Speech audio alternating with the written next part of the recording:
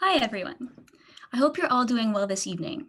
Thank you for being here, and I want to give you all a warm welcome to our third evening talk of the relevant series, Injustices of Our Day, Porn and Human Trafficking. My name is Rebecca McCauley, and I will be your MC for tonight. I'm a second-year student at McGill pursuing an accounting degree at the Desautels Faculty of Management. So first of all, I just want to start off by taking some time for a land acknowledgement. As Christian organizers of this event, we believe all land and all peoples were created by God. We wish to acknowledge this on the land that the University of Toronto is situated on, has been the traditional land that God gave to the Huron-Wendat, the Seneca, and most recently, the Mississaugas of the Credit River. Today, this meeting place is still the home to many Indigenous peoples from across Turtle Island. McGill is situated on land that has been the meeting place for the Haudenosaunee and the Anishinaabe nations. We are grateful to have the opportunity to work and learn here. I now want to continue by highlighting a few general guidelines to keep in mind throughout the event. First, please let us know if you have any accessibility needs, and we will try our best to accommodate you. If this is the case, don't be shy to email relevant2021@gmail.com. Second, do not be afraid to ask challenging or uncomfortable questions, but please try to be respectful when doing so. We ask that you refrain from using any inappropriate language either.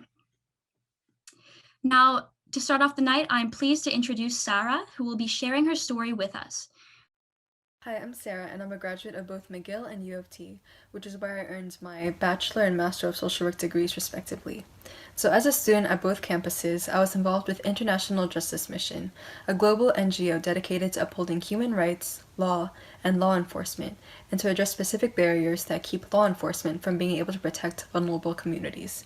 And so what I was doing with IJM focused a lot on advocacy and the fundraising components of IJM, and what we as students can do given our networks, platforms, and abilities.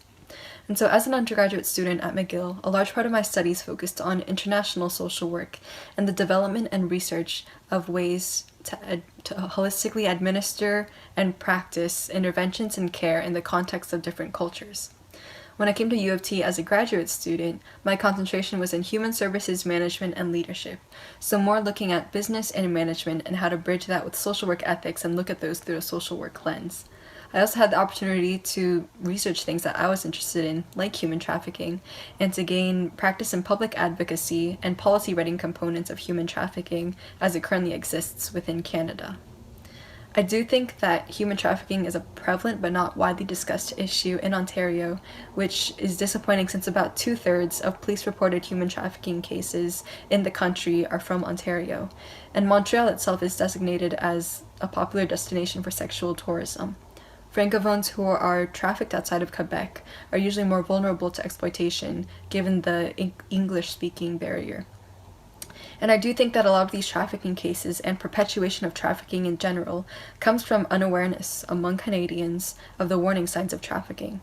And that's not to say that there isn't responsibility on government and official authorities to figure out the plans and resources that they're channeling into anti-trafficking. It's taken over a decade for governments at the federal and municipal level to even agree on and publish action strategies and funding allotments, and it's been great that we've been able to see revisions being made over the years, but I do think that there's still a lot of work that needs to be done, and that's where I see a lot of ground for students across Canada's campuses to advocate and be involved in as members of the public. And so my involvement with IJM at both campuses really came out of a desire to bridge three things. So one being what I was learning in social work, two being my own interest in issues like human trafficking, and three, my faith as a follower and lover of Christ. And I would say that of these three things, it was my faith and belief in the gospel that really has been the main driver behind a lot of the decisions that I've made in pursuing social work, and of showing Christ's love through seeking justice and correcting oppression. I think that once I even began to really understand the gospel message and the concepts of love and justice presented in it, so this idea of a perfect and innocent creator who came to earth just to sacrifice himself in the place of and for the wrongs of people who would shun and reject him, just so that they could be redeemed and live a life that modeled Christ's love once I really began to understand that, it was hard to not to want to live a life that pursued those things too. And so that meant examining what I was doing in life and how I would reconcile my faith with social work. So I am interested in working with issues like human trafficking, since I think that there's so much restorative and empowering work that's done that mirrors a lot of what the gospel communicates and invites people to be part of. And I think that it's easy to limit social workers to a certain aftercare or caregiving role that they play when it comes to human trafficking or other works of social injustice. But I think that it's important for myself as a social worker with a concentration in human services management to explore how large organizations and government bodies can be mobilized and use their resources to end human trafficking. I think it's important as well that followers of Christ be active in these spaces, since a lot of time I think people seem to view social justice and faith, and specifically Christianity, as working against one another. I think that a lot of people also see Christianity as detrimental to the work of seeking justice and correcting oppression, which I think shouldn't be the case at all, or at least shouldn't be true of people who understand the gospel message and claim to love Christ. Christians are called to learn to do good, to seek justice, to correct oppression, to bring justice to the fatherless, and to plead the widow's cause. It's my belief that being able to demonstrate and share the gospel of Christ through the work that I pursue, so seeking an end to human trafficking, restoring those who have been trafficked, bringing criminals to justice, and strengthening justice systems, is important to my identity as a follower and lover of Christ. Okay, thank you, Sarah. Now I have the privilege of introducing our speaker for the night, Kaitlyn Ranasinghe. Kaitlyn has been involved in anti-trafficking advocacy for many years, turning this passion into a career when she joined the Fight for Freedom team as the Director of Survivor Care. She has a Master of Arts from York University, where she focused on Canada's anti-human trafficking movement. Kaitlyn is passionate about providing relevant and empowering supports to those who have experienced human trafficking and has a heart for advocacy that inspires structural and systemic change in Canada and the world. I'll now pass it over to Kaitlyn, who will share her insights on this heavy topic. Thank you so much, Rebecca, for your lovely introduction. And thank you, everyone, for being here this evening. As Rebecca said, my name is Kaitlyn Ranasinghe, and I am the Director of Survivor Care with Fight for Freedom. This means that I lead a team of amazing people to support those who've experienced sexual exploitation and sex trafficking here in Canada. I'm also a researcher on this issue, and I believe very strongly that it is important to share information about human trafficking and to learn more about this issue as much as we possibly can. So thank you for being here. Thank you for being here to learn, to understand this issue more. And I'd also like to thank the relevant teams, specifically Chloe and Shirley, who put a lot of effort into helping me be here. And I know there's so many other people behind the scenes that have put countless hours into making tonight happen. So thank you so much. Before I get started, I would like to acknowledge that some of the content that I'll be talking about this evening can be challenging. Human trafficking is a heavy topic. It can be hard to hear about, and if we are someone who has experienced abuse or trauma in our past, it can also be triggering. So I would like to say that if at any point you are feeling that you need to step away, if you need a break, or if you just need to stop listening altogether, please feel free to do so. There are some resources on the present slide if you are looking for extra support to process through what I discussed this evening. These are excellent resources that you can reach out to. I will be sharing this slide again at the very end, so if you don't get it right away, don't worry, it'll be there, as well as a few other resources based on what I'm sharing. So let's talk about human trafficking. There are many different definitions of human trafficking. There's a lot of conflicting definitions, a lot of conflicting opinions out there. And these definitions of what human trafficking looks like can differ between organizations, governments, researchers, academics, advocates. There's lots of different definitions out there. And I'm going to start us off with a definition that gives us a little bit of an understanding of what trafficking is, and that will allow us to build on our understanding of the issue as we continue to learn. So according to Public Safety Canada, human trafficking is the recruitment, transportation, harboring, and or exercising control, direction, or influence over the movements of a person in order to exploit that person. In other words, human trafficking is the control of one person over another for the purposes of exploiting that person. Now, trafficking can take many different forms. This can include trafficking for the purposes of labor exploitation, sexual exploitation, domestic servitude, fraudulent adoptions, and forced organ removal, among many others. In Canada, trafficking for the purposes of sexual exploitation is the most common form of trafficking, followed by labor exploitation. As I talk about trafficking in Canada, I think for many of us, when we consider the issue of human trafficking, we think of something that involves people being moved from one country to another, and often in far off spaces. But the reality is that human trafficking happens here, and it's actually a growing issue in Canada across the country. In fact, we know that up to about 90% of trafficking cases in Canada are from within Canada's borders. This means that of trafficking cases, the majority of trafficking cases here involves people who already live in Canada, who are being trafficked within their own country, province, and even sometimes their own town. Trafficking can actually happen to someone even while they're living in their own home, and we know people that this has happened to. When we think about trafficking, oftentimes we may have some kind of stereotypical image of who might be trafficked and who might be vulnerable to trafficking. But the reality is that anyone can be trafficked. Now, when we think about sex trafficking, most of the people who experience sex trafficking are women and girls, but people of all genders can and are trafficked. We see people that are lured at very young ages now as well, and some people can be lured as young as 12 years old. And we see people being lured into trafficking at as young as 12 years old, all the way through 20, 30, and even older. There are certainly factors that can place an individual at higher risk of being trafficked. And these include experiences with mental health conditions, substance dependency, physical and developmental disabilities, homelessness, race and discrimination, marginalization, low self-esteem, bullying, poverty, experiences of abuse, experiences in the foster care system, and isolation, just to name a few. Traffickers are very clever, and they prey on the needs of people.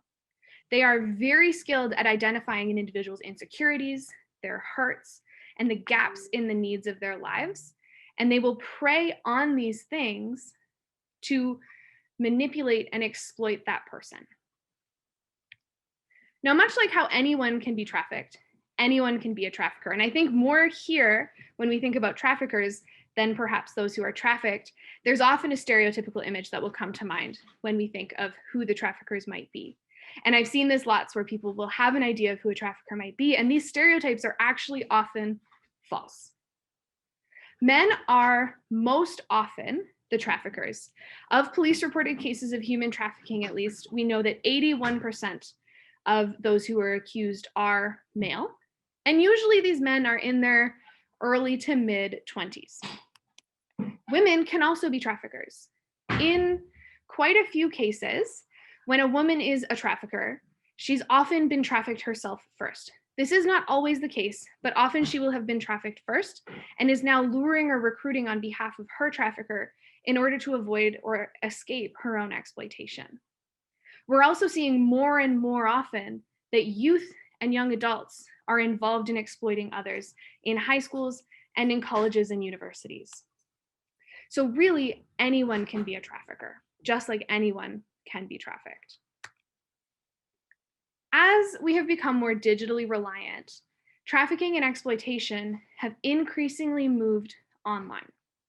The internet, social media, and other forms of technology, which provide us with excellent tools for making our lives easier and for connecting with one another, also provide tools for recruitment and exploitation by traffickers.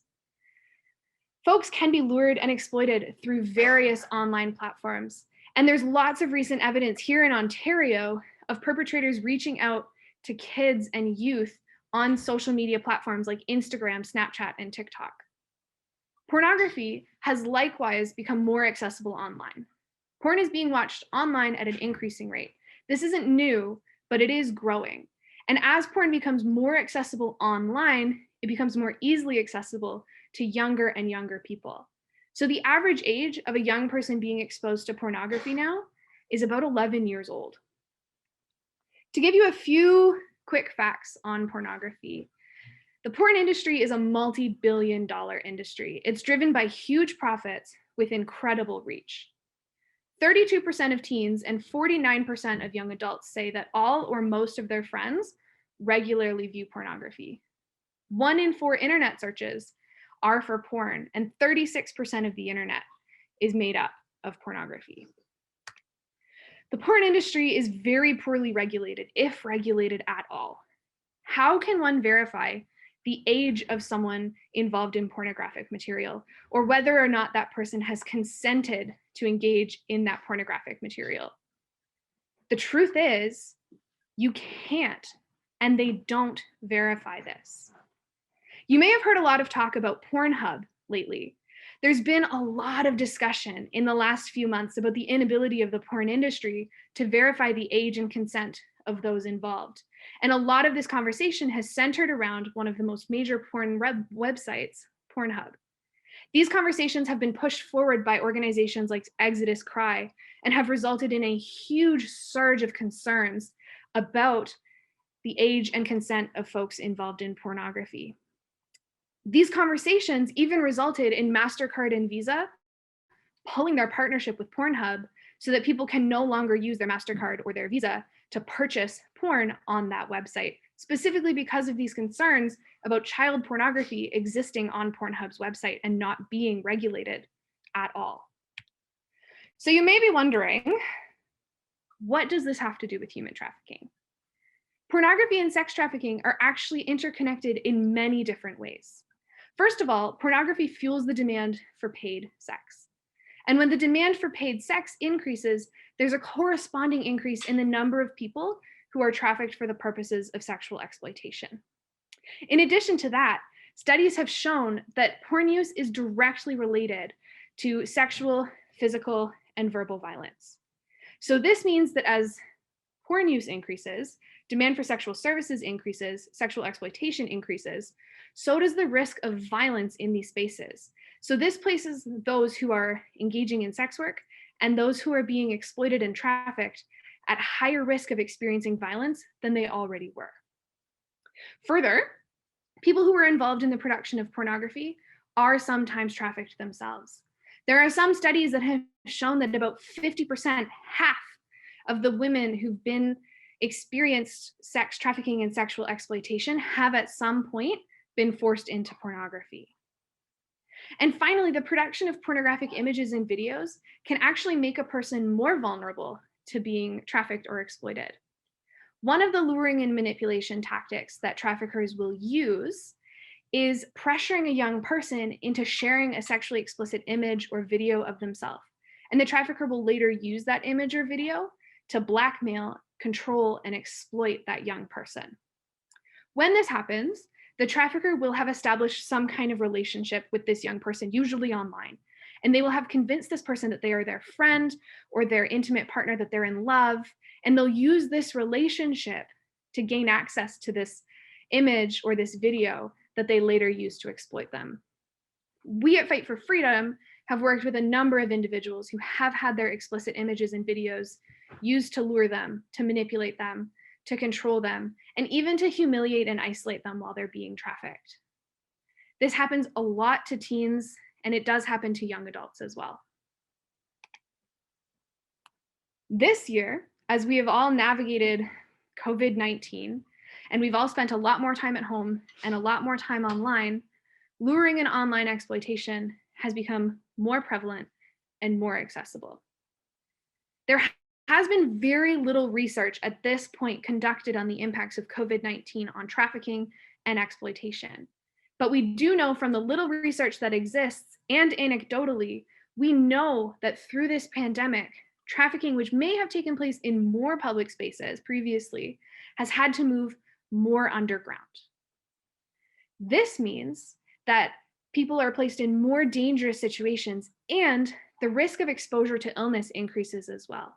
If you are someone who's being trafficked, who's being forced into offering sexual services to someone, you are working in this underground space, being forced to do this, and you're not wearing PPE as you're being forced to offer sexual exploitation or sexual services to someone, which puts you at greater risk of being exposed to COVID-19 and other illnesses.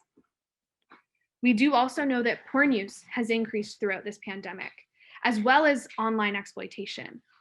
Cybertip.ca is an online exploitation reporting resource, and they have reported an 80% increase in reports of online child exploitation since the beginning of this pandemic, so in about the last 10 to 11 months. This tells us that online exploitation is increasing, that traffickers, like I mentioned earlier, they're very clever. They've adapted to the need to be more online and to operate in more covert ways. And this is placing young people and anyone online really at higher risk. So what can we do with all of this information? We know that human trafficking is a major issue happening here in our communities. We also know that pornography is directly related to sex trafficking and sexual exploitation. And we know that throughout COVID, online exploitation has increased. This can become quickly very overwhelming for us. But I want to encourage you that there is a lot that we can do. Being here this evening is an excellent first step. I believe that learning about this issue is essential to being able to do something about it.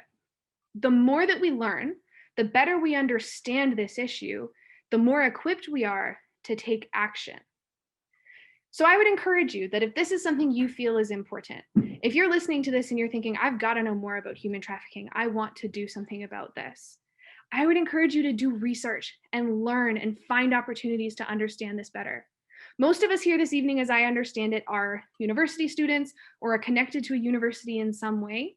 You have an amazing resource at your fingertips. Your school's online library resources. If you go into that website and you look up human trafficking, sex trafficking, human trafficking in Canada, you will find unending resources on the issue of human trafficking. You will find so much information. So take a look there. It's a great place to start. I'd also encourage you to look at news stories in your region so that you can learn more about the context of human trafficking in your province and your city. What kind of charges are being laid? Where is this happening? How often is it happening? This won't give you all the answers, but it will certainly give you an idea of the context of trafficking where you live. And then I would encourage you, and actually most importantly, I would encourage you to take time to learn from folks who have experienced trafficking and exploitation. Read and listen to the stories of those with lived experiences and learn from their experiences. I'm sharing with you today, not as a survivor of human trafficking, but as someone who works with folks who've experienced it, as someone who is perhaps a professional in the field, but not someone who has direct experience of being exploited. And something that I can't properly reflect in a 20-minute talk is just how complex this issue is. People have such a variety of experiences in this area, and each of these experiences can help us to learn more about the issue at hand. It's one thing for us to discuss the facts that we know, but we can't truly engage in a conversation about human trafficking and pornography without listening to those with firsthand experiences and embracing the complexity of this issue. When you look into the issue of human trafficking, if you were to go onto your university's online library right now and look up human trafficking, I can almost guarantee you that you would find a bunch of resources that all say something just a little bit different about human trafficking. You will find that there's no end to the number of opinions on the issue, and it can become very difficult to discern what is true. But in my opinion, the truth is that there's a lot of opinions out there because there are so many different people with different experiences with human trafficking. So I'd encourage you to keep in mind that each person involved in this field, whether or not you agree with what they have to say, has valuable insight. And especially each person who's brave enough to step up and share their story of having been exploited, they can teach us more than any research report ever will. So I encourage you to listen to the voices of those who've experienced trafficking and who've experienced exploitation. There are some resources that we shared with the relevant team that myself and my colleague Paige, who you'll meet during the panel discussion, we shared with the relevant team, and they're a great place to start as well. It includes some articles, some journals that are dedicated to human trafficking. It also includes some websites that you can go to, some research reports that you can look at, and these are excellent spaces to start looking and learning. The other thing to consider when we talk about what can we do about human trafficking, if at any point you suspect that human trafficking is happening, we need to report it. So there's a number of places that we can do this. First, you can call Canada's National Human Trafficking Hotline. This hotline is available 24/7, completely confidential, completely free. You can call them at 1-833-900-1010 or visit their website at the Canadian Human Trafficking Hotline.ca. If you forget that information, just Google Human Trafficking Hotline Canada and it will be the very first thing that pops up. Other spaces that you can report include cybertip.ca. So if you suspect online exploitation of a minor, or if you see material that is exploiting a minor online, you can report it anonymously to cybertip.ca. You can also report suspected issues of trafficking or exploitation anonymously to Crime Stoppers.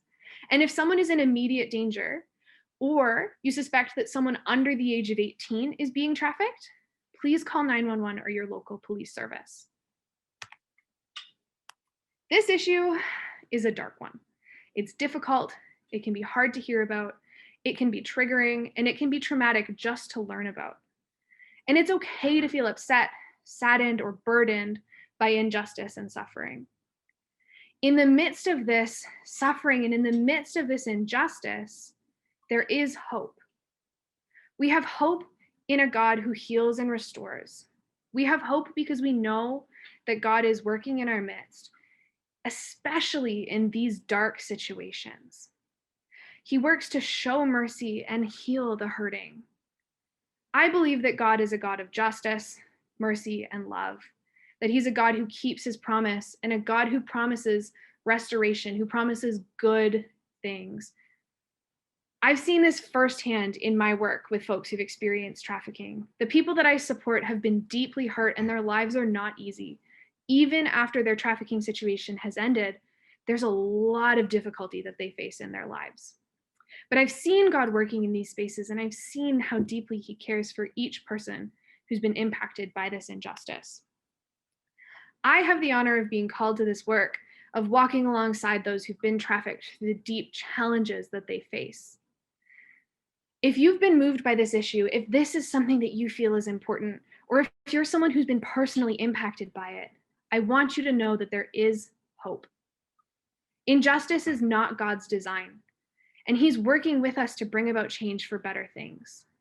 And whether or not you believe in this God, each of us can act to make a difference and to fight for justice. We can learn about human trafficking. We can learn about this injustice. We can stand up for what is right. And we can call for change to broken systems that allow for injustice and oppression to flourish. It was mentioned in the video earlier, and as you look into human trafficking, you'll notice it very quickly. There are a lot of systems at play in our world that allow for this injustice and this kind of oppression to continue and to continue to be a growing problem, even though we know it's happening. Now that we know there's a problem, we can act to help fix it. Before I close up, as promised, I wanted to share the resources again that are available to you. If you want support to process through what you've heard, if you are in need of mental health supports, I would encourage you to reach out to Connects Ontario, to Crisis Service Canada, or to yourlifematters.org. If you are someone who is struggling with an addiction to pornography and that's something that you want help with, you can visit fightthenewdrug.ca. And of course, you can reach out to us at Fight for Freedom. I would love to hear from you. If you want to know more about human trafficking, if you want help finding resources, if you're interested in getting involved, or if you are someone who's been impacted by this and you need help finding resources, there are resources out there. If you have experienced exploitation or you think you may have been trafficked, there are resources out there, and we would be honored to connect you with them. So you can check out our website, fightforfreedom.ca. Our Instagram is at fightforfreedom.ca, or you can email us at admin@fightforfreedom.ca. We would love to connect with you, whether you want to learn more, you want to get involved, or you're looking for support for yourself. I'd like to once again thank you all for inviting me to be here this evening, for joining me as we talk about this issue that I believe is so important. Know that each of you, each one of us can make a difference and act for justice. by standing up, learning more, and calling for change. Thank you. Thank you, Kaitlyn. We really appreciate your informative talk on such an important issue. Now, before we begin the question and answer portion of the evening, I'd like to first encourage you all to fill out the follow-up form, which you can find in the chat. We would love to hear your feedback and stay connected with you if you have any more questions and/or you just want to know more. So I'm just gonna lead you through the form right now. So I would just invite you to copy the link in the chat and to go to your feedback form. Like I said, we really want your opinions and give you a chance to connect as well. So before I move on, I just wanted to ask both of you if you have any closing remarks before we end off. I would just say that I would encourage you to continue to have these conversations, to continue to learn more, and be really open to hearing from people who are different from yourself, from people who have different experiences from yourself, from the questions that have come in. These are all really insightful questions, and it's so clear that those of us who are here today care about this and have lots of questions and really want to engage with this. And those deep questions can take us to a place where we can really understand this issue and we can actually do some truly impactful things. I would encourage you to keep learning, keep talking to people, check out the list of resources that we've shared with Relevant. One of the authors I talked about, Neil Howard, I have a little bit of an academic crush on him. He really speaks a lot into the issue of human trafficking from a very important lens. And there's a lot of authors out there that do that. So I'd continue to really engage with this issue if it's something that you're interested in. And I'd also encourage you to reach out for support if you need support, if you are struggling to comprehend this issue because it's heavy. If you're someone who's experienced exploitation or trafficking in any form, please, there are resources out there. You can reach out to us at Fight for Freedom or an organization that's in your area. If you are nowhere near Ontario, reach out to us anyway. We can connect you with different resources in your area because I think there is help out there if you do need it. Yeah, I just wanted to thank you for allowing me to share this space with you. It's been really cool to be able to, hear Kaitlyn talk and also, just kind of be able to answer some questions. I think that's about it. And echo what Kaitlyn said. Reach out. We are more than happy to answer more questions or point you to more resources. That's what we're here for. And have those hard conversations, lean into that because it's the best thing we can do. So before we end the evening, I would just like to tell you a little bit about Alpha. Alpha is an interactive series which engages people in conversations about the Christian faith. It is a series of sessions focused on questions of life, faith, and meaning. Each session includes time to connect, watch a talk on video, and share any thoughts or questions you have. Join us. We are meeting online starting the week of January 25th. If you're interested or would like to receive more information about it, please fill out the follow-up form in the chat.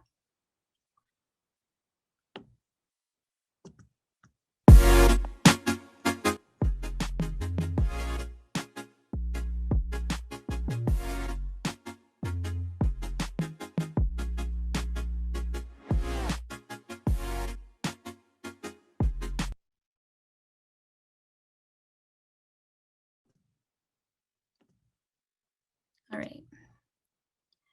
So if you have further questions about the Christian faith or want to get connected with a Christian group on campus, please fill out the follow-up form in the chat, as I mentioned earlier. So I know that some of you may still have questions you want to ask. So after this webinar, we're going to have a post-talk Zoom from 8:15 to around 9 p.m.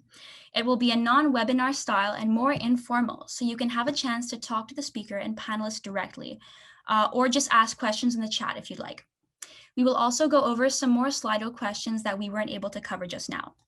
If you can also join, you can also just join if you want to listen.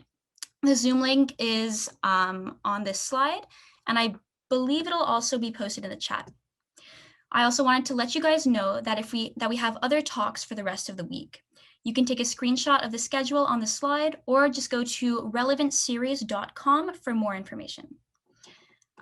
This Friday from 12 to 1 p.m., we will be having an Ask Me Anything session over Zoom.